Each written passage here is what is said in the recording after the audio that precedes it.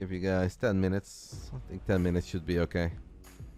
Let's take a look, because they always give out awards, and then you get a tiny bit of a cash prize for it. Oh wait, they already started. Damn it, 10 minutes is way too long. So these are the bonuses that are also on the line. A regular season MVP, playoffs MVP, playoffs SVP. So this is basically for whoever does well throughout the entire playoffs, and this is who does well in the grand finals of the playoffs. Best Zerg of the season, 68 buckies. We'll take it. Don't know if we're gonna win any of those. Yona wants to win everything besides these. Anyway, guys, the match is already live because these two have actually played in advance. I did not know that. I forgot about that. I obviously don't know the score. I never know the score. But they have already played, so the 10 minutes is a little bit too long. I should have gone for a 5-minute prediction. So if you guys want to cheat, there is a potential to cheat here. Map score, I don't think really matters for us, guys. Actually, it doesn't matter. Because if Vitality wins without an ace match, they always finish above us. If every other team wins, they cannot catch us because we have more points. So the map score does not matter. But there is a bit of money on the line, as I said. 250 RMB per map. Bottom right side of side Delta. It is the man from Berlin International Gaming, teaming up with us throughout this season of WTL Code S. It's ShoWTimE. D-Mauer had a rough debut first couple of rounds in WTL Code S, but the last few play days he's been good, he's been solid. What we knew and what we expected. Top left side, even though you guys may not see him play every single week, he is still one of the best Protoss players in Europe. He's a bit of a beast. It is GunGFuBanDa for Berserker eSports.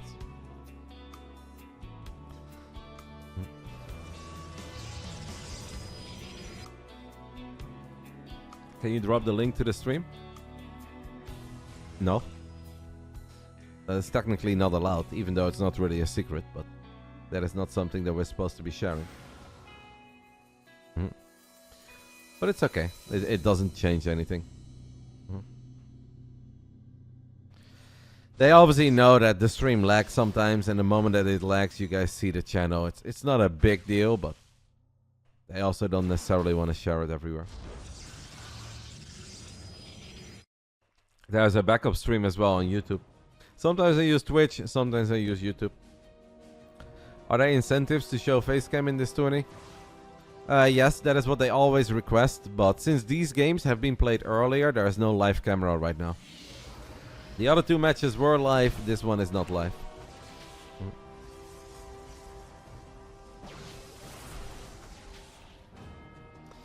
ShoWTimE has gone for his oracles. First oracle is heading to the other side of the map. The second oracle is in production. He's got a little adept here as well. GungFu should be fine. Sentries actually deal a lot of damage these days. I don't know if that's a fight you want to take, ShoWTimE. Apparently it's not a fight we want to take. No, Karak, it all comes down... Like, you can script this, but it literally all comes down to the absolute last clan war of the regular season. Sunday, 4 p.m. Give or take, it is Vitality versus Team Liquid. If Team Liquid wins 3 maps or more, we are first. If Vitality wins 4 maps or more, like 4 out of the first 6, obviously, 4, 2, 5, 1, 6, 0, they are first. That's what it all comes down to.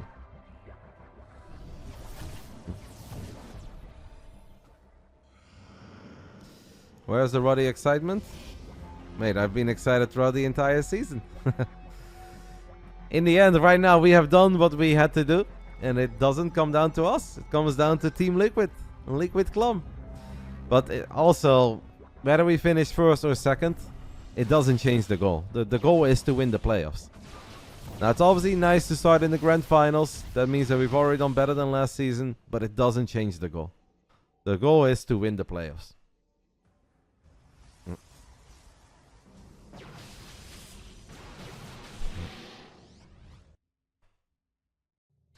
We had a second place finish in our first attempt.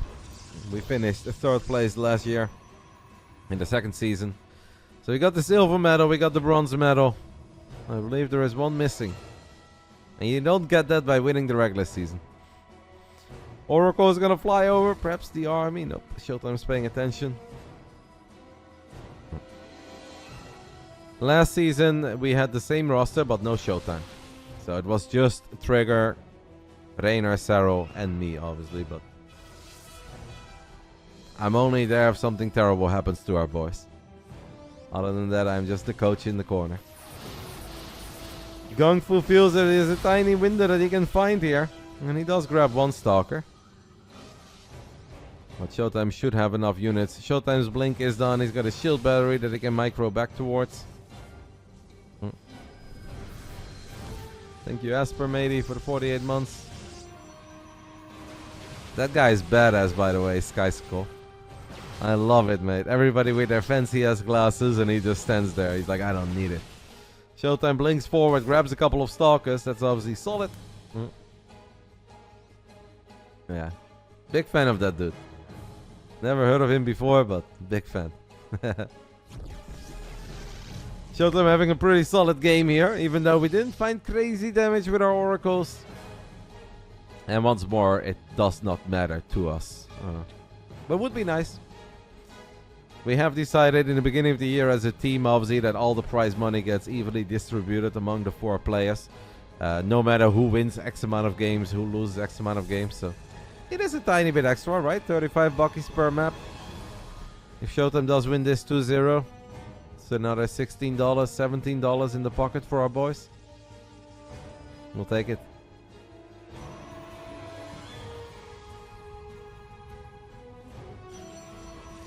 But Killfoy, they can also win with an ace match. Don't forget about that. And then they get 2 points. If they lose, yeah, they're gonna have to start early. Because then there is a chance that somebody else will overtake them. But they can obviously also win with an ace match, and then they'll be second. And if they win without an ace match, they'll be first.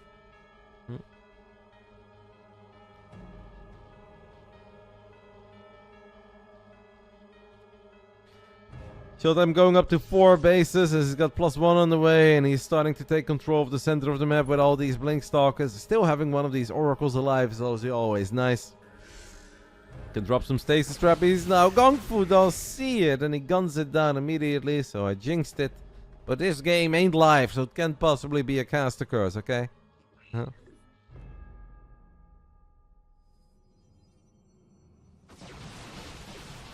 It was not my fault.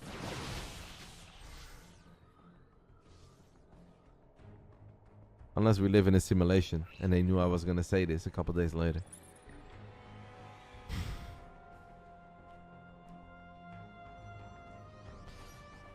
I would always rather be in our position, Swagu.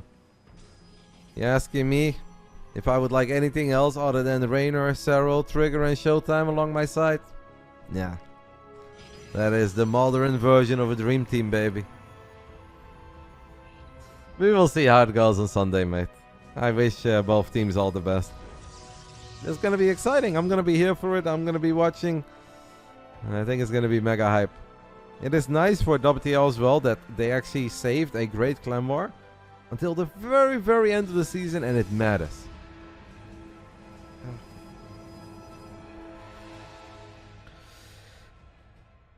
That is up to me to decide, right, Demented?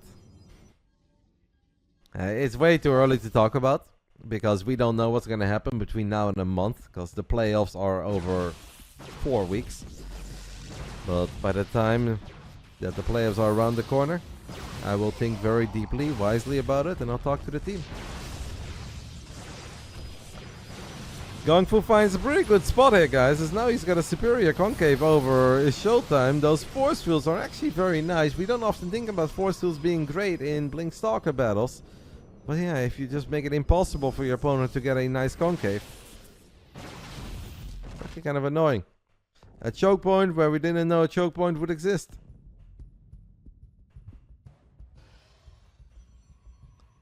I didn't really like how this game started off for GungFu, but he's actually making a lot of the correct calls at the moment. This is a really damn good Starcraft 2 player, and he has been for many, many years.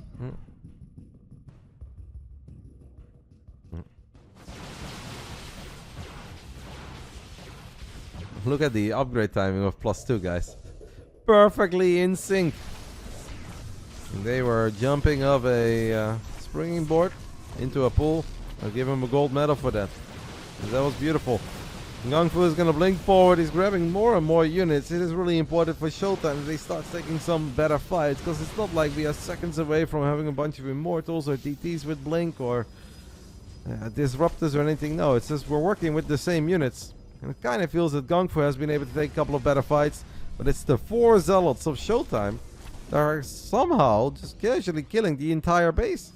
There was a cannon there, there was a battery there. GunGFu had enough of it. GunGFu just wants to win as he once more drops force fields. And that just makes this such a difficult spot for ShoWTimE to defend. But ShoWTimE does have shield battery overcharge. And shield battery overcharge normally is amazing. But can it make up for the fact that like 20 of our Stalkers are not fighting? That Nexus, by the way, is starting to run very low on HP. ShoWTimE blinks forward, kills the War Prism. Immortal is doing its crab dance. Crabby. As it's trying to get in range. Look at ShoWTimE. He's started stepping forward like he's a Terran player. Oh my god, I love it. The guy with the gun is now a metallic beast with 4 legs. Eat your heart out, Terrans. We've got it too. GG. ShoWTimE 5-0.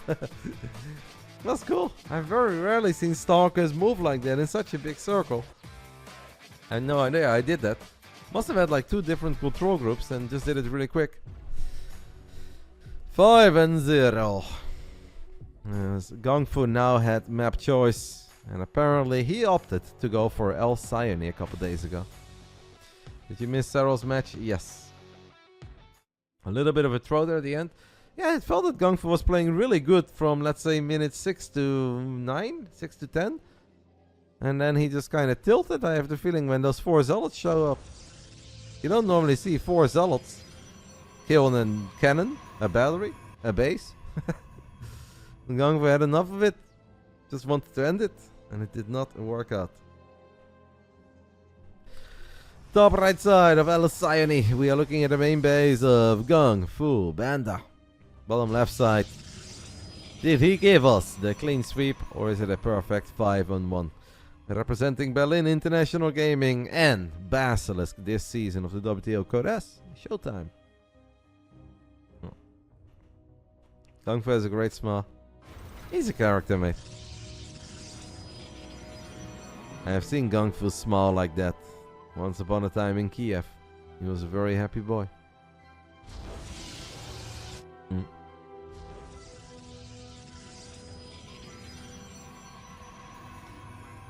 Serral was brutal to Mixu. Game 2 was very sharp though. Game 2 is actually the kind of game that I do think is interesting to look at. And Game 1 was also a nice response, just showing us that Serral's game sense, don't think anybody would ever doubt it, but is still as good as it possibly could be. What makes Serral in general is not just that he's got good micro, macro, great strategies, is excellent in late game. This is that he reads situations so incredibly well. And sees something, knows immediately what to do, makes the correct decision. There are very rarely Serral games that you look at and you're like, I think it's kind of weird that he does this after seeing that. Like, no. The man plays close to perfect.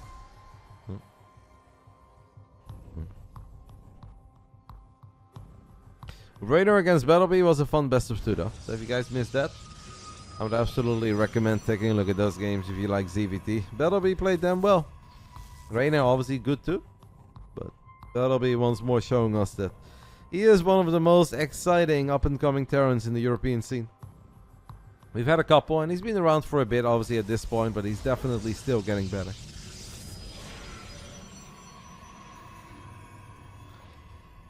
And got a lot of adepts on the production tab. GunGFu making adepts, ShoWTimE making a couple of adepts. What was ShoWTimE his opening though? Also adepts. 4 adept versus 4 adept. Ay ay ay.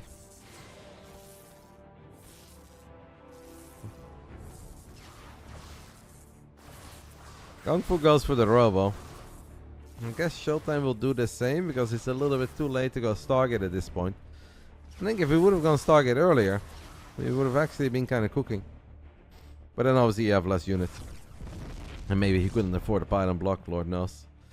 Will GunGFu drop a 3rd gate now? He does not do that. He will expand just a little bit later than ShoWTimE does it. So quicker expand on the side of the Maur, quicker robo on the side of GungFu. We've got one more clan war in WTL Code S after this one. This one actually went mega quick. And of course we've got the big rainbows guys later tonight. Couple guys playing for the first time. Reynor and Skill is playing. I think it's going to be a sick Friday. And then at 3 AM tonight, we've got the Tasteless LAN in Stormgate. And I'm going to try to be there for that too. Oh, it's mega annoying, Alex.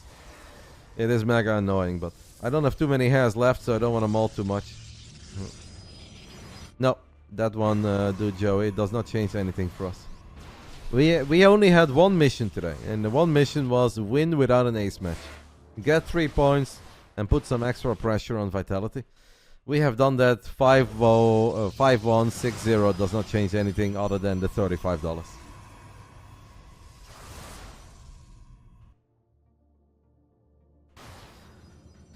ShoWTimE is working on that pylon as GungFu obviously tried to get lucky in the other side of the map. Could not get in. ShoWTimE is gonna kill it. Will we get some force fields in time? Nope. Oh, he's gonna shade in now. Oh no, he's actually gonna block it with his own shades. Well done. Almost missed that. Now that is very adventurous Warp Prism movement. Oh my goodness. No, that is so risky. Going back to pick up that one leftover low HP adept is so risky, but okay, he gets away with it. It's not that common, no GG gaming. What you often see is that one of the two players goes for this style and the other one plays normal. Very rarely do you see both players go for it. But it's just one of these choices that you make in the beginning without necessarily knowing what your opponent is doing. Reynor did not go 1-on-1. Oh my goodness, guys! GungFu, there is hallucinated Phoenix on top of your low HP Warp Prism. It's so risky what he's doing. Now the adepts are gonna shade in on the other side of the map. I really think this is a bit of a nightmare scenario for GungFu.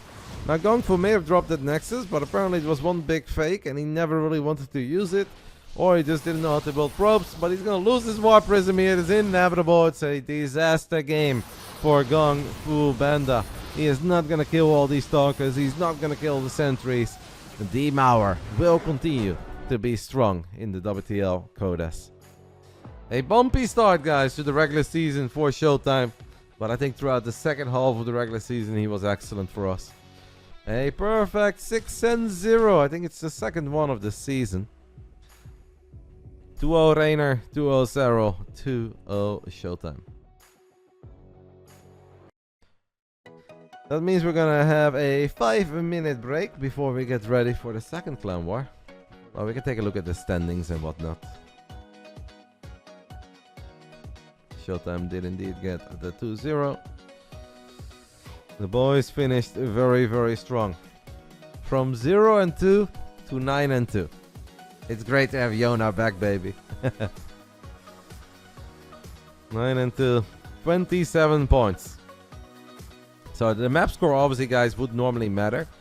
And this is why the final maps did not really matter. Because if Vitality wins even by, let's say, 4-2, they obviously get 2 more. And they're already 2 maps ahead of us. So it doesn't really matter what we did in map 5 and 6. We just had to get the 3 points. You get 3 points by winning without an ace match. We did that.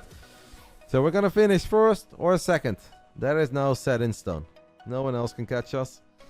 And then it all comes down to this turbo banger on the Sunday. Clem versus Ryung, Skillless versus Maru, Cure versus Solar. It's going to be so fun. I'm so excited for it. And we're going to have to wait at least a day and a half. Next up, guys. Ooh, Kalazur versus Euthermal. I think that is a TVT. Euthermal really hasn't played a lot of random lately. Fun match. Kalazur versus Euthermal. To determine who is the best Terran player in the Netherlands.